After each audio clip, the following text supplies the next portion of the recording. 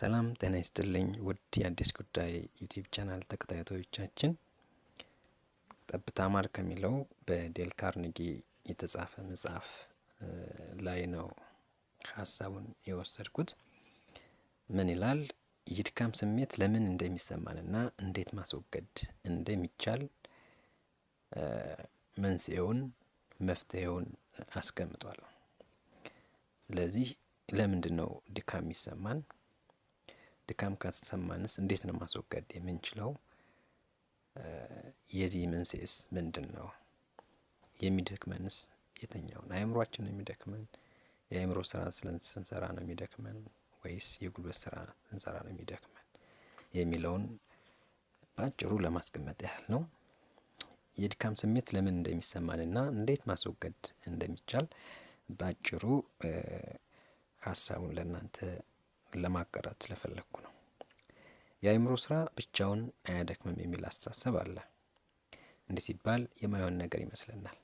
ነገር ግን ሳይንቲስቶቹ የሰው አእምሮ ድካም ሳይሰማው ለምን ያህል ጊዜ እንደሚሰራ ለማወቅ ሞክረው ነበር። ጥናትና ምርምርም አድርገው ያልጠበቁትን ውጤት አገኙ። ይህ ውጤት ምንድነው? በስራ የተጠመደ አንጎል ውስጥ የሚያልፈው ደም ምንም አይነት የድካም ምልክት አያሳይም። በአንጻሩ ደግሞ የጉልበት ስራ በሚሰሩ ሰዎች አንጎል ውስጥ የሚያልፈው ደም በድካም ምልክት ተመርዞ አግኝተውታል። እንግዲህ አንጎልን በሚመለከት ከሆነ ለ12 ሰዓት ወይም ለሳምንታት ያህልም እንኳ ያለማቋረጥ ቢሰራ የድካም ስሜት እንደማያሳይ በጥናት ተረጋግጧል ማለት ነው። ታዲያ ምንድን ነው ድካም እንዲሰማ የሚያደርገው? የአእምሮ ሕክምና ሊቃውንት ሳይኪያትሪስቶች የድካም ስሜት የሚመጣው አእምሮ ይደክመኛል ብሎ ሲወስን ነው ይሉናል። ታዋቂው የእንግሊዝ የአእምሮ ሕክምና ሊቅ ጂኤ ሃድፊልም ዘ ሳይኮሎጂ ኦፍ ፓወር በሚለው መጽሐፋቸው እንዲያስቀምጠውታል። ሁልጊዜ የሚያስጨንቀን ድካም የሚመጣው በአብዛኛው አእምሯችን ይደክመኛል ብሎ በመወሰኑ ነው እንጂ ሰውነታችንን ሊያደክመው የሚችል ወይም ሊያደክመው የሚያስችል ነገር እምብዛም አያጋጥመንም። ታዋቂው ሳይኪያትሪስት ዶክተር ብርሊም ይህን ሀቅ ያረጋግጡልናል። በቢሮ ውስጥ ቁጭ ብሎ የአእምሮ ስራ የሚሰራውን ሰው የሚያደክመው ውስጣዊ ስሜቶቹ ምንና ምን ናቸው? ደስታ፣ እርካታ? በፍጹም አይደለም። በዚህ ሰው ላይ የድካም ስሜት የሚፈጥሩበት መሰልቸት፣ መቆጨት፣ ብሰራም አልመሰገንም ብሎ ማሰብ፣ መታከት፣ መጣደፍ፣ መጨነቅ እና የመሳሰሉ ነገሮች ናቸው። በዚህ የተነሳ የመጣበት የሰውነት ድካም እንደ ጉንፋን፣ ራስ ምታት ለመሳሰሉት በሽታዎችም ከመዳረጉም በላይ የስራ ውጤቱን ያዳክምበታል። በእርግጥም የምንደክመው በውስጣችን በሚፈጠረው አግባብ የሌለው የአእምሮ ጭንቀት ነው ይለናል።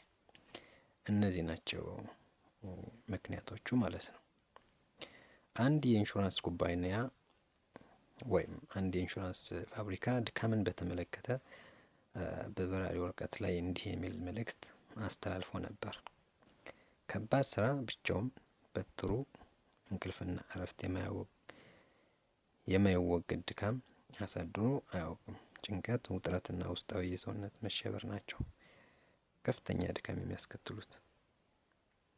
የአእምሮ ወይም የጉልበት ስራ የድካም መነሻ ይመስሉናል እንጂ ዋናዎቹ መንስኤዎች ከላይ የተጠቀሱ 3 ነገሮች ናቸው። ጭንቀት፣ ውጥረትና ውስጣዊ የሰውነት መሸበር። እነዚህ ናቸው ዋናዎቹ መንስኤ።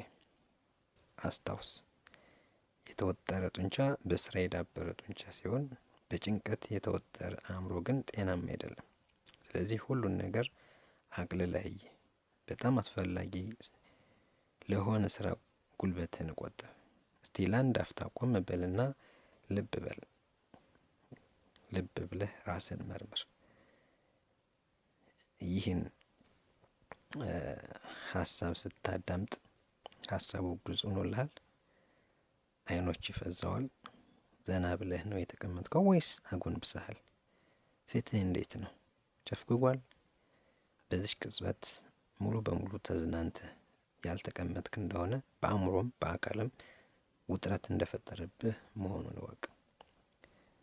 በዚህ ሰዓት በራስ ላይ ውጥረትና ድካም እየፈጠርክ መሆኑን አስታውስ ይለናል ዴል ካርኔጊ። የአእምሮ ስራ በምንሰራበት ጊዜ እንዲህ ያለውን የማያስፈልግ ውጥረት የምንፈጥረው ለምንድን ነው? ጆሽ ላይን እንዲህ ይለናል። ከባድ ስራ ብዙ ጥረት ይፈልጋል፣ ያለበለዚያ በቅጡ ሊሰራ አይችልም የሚለው ሁለንታዊ የእምነት ድካም ሁሉ መነሻ መሆኑን ደርሼበታለሁ ይለናል።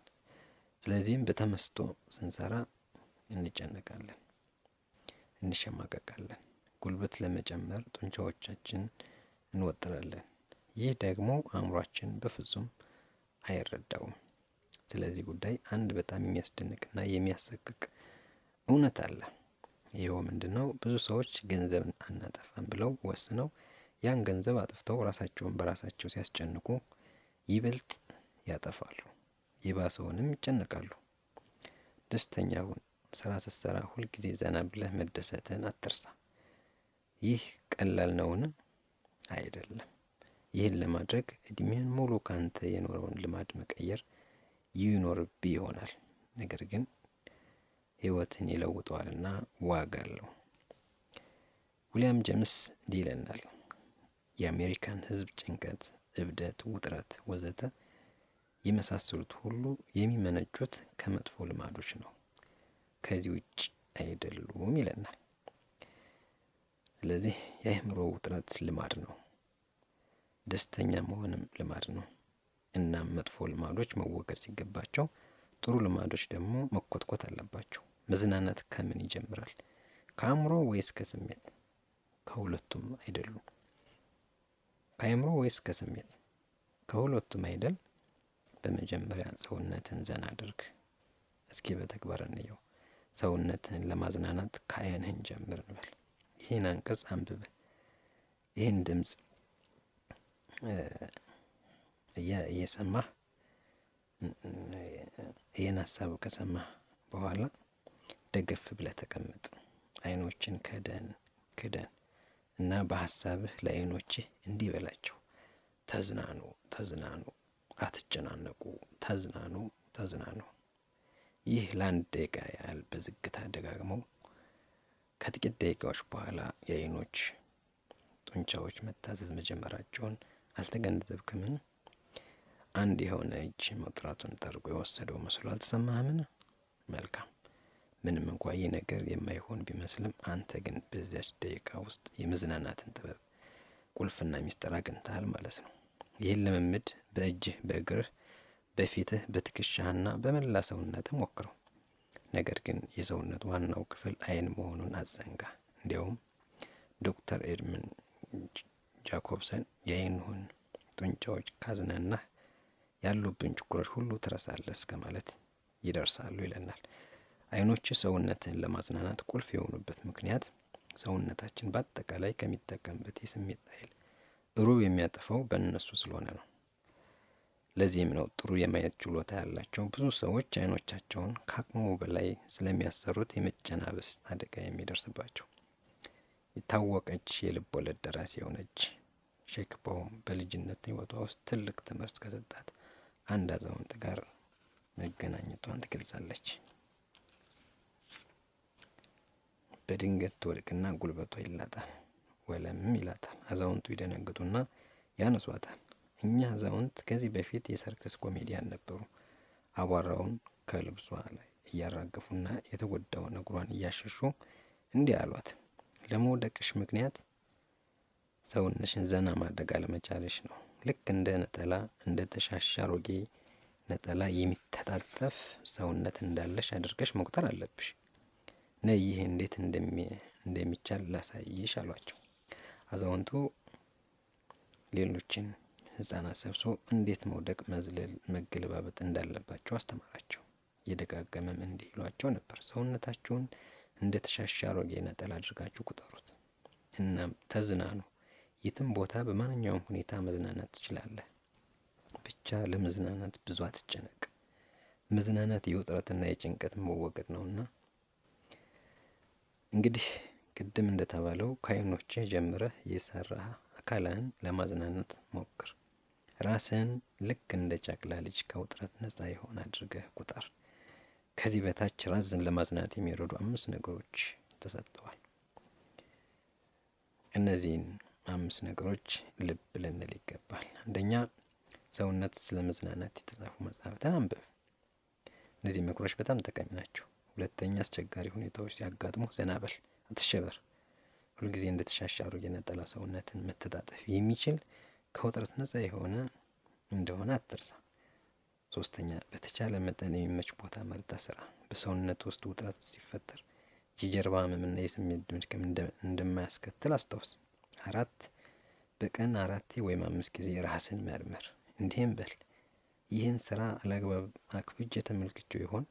ለምሰራው ስራ የሚያገለግሉ ጡንቻዎችን እየተጠቀምኩ ይሆን? እንዲህ ብለህ መጠየቅ የመዝናናትን ልምድ ለማዳበር ይረዳሃል።